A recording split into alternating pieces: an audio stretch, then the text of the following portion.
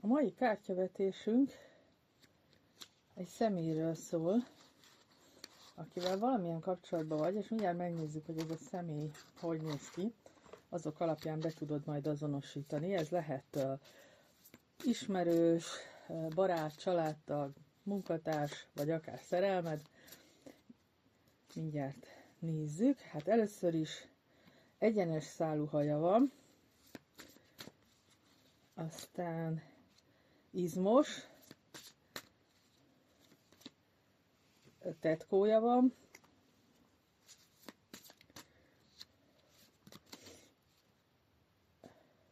valószínűleg férfi, mert van arcszőrzete is,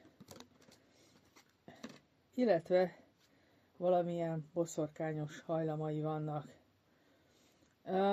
Na most ebből vagy mindegyik igaz rá, vagy csak egy-egy tulajdonság, már akkor érdekes lehet számodra ez a kirakás.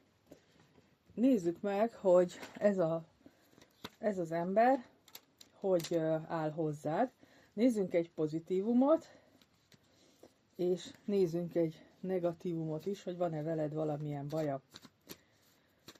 Ha a pozitívumot nézem, akkor szépség jön ki, tehát vagy és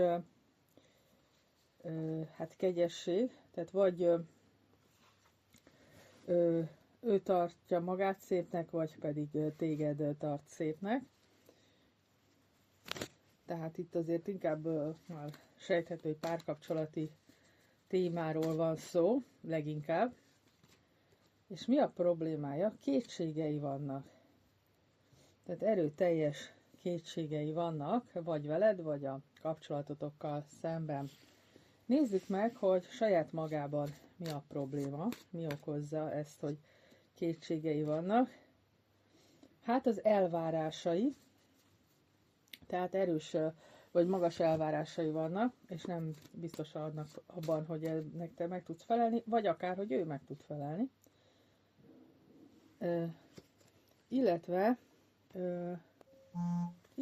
hát meghittségre vágyik, tehát abszolút meghittséget szeretne. Tehát ez a két dolog mozgatja. Ebből már azért gondolom be tudod azonosítani, hogy mi lehet vagy hogy mi az, ami köztetek esetlegesen problémát okoz, illetve hogy nyúj hozzá. De erre rakhatunk egy taró tanácsát is.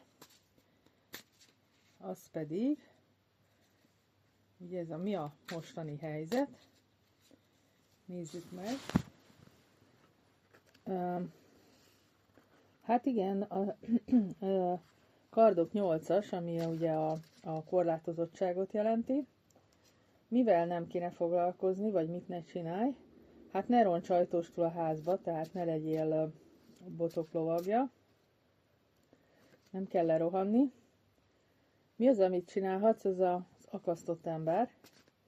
Tehát egyrészt egyfajta várakozást jelent, másrészt más szemszögből figyelni az eseményeket, elfogadni akár az ő szempontjait is, ne csak a magadét hajtsad, illetve némi áldozatot is vállalni a kapcsolatért.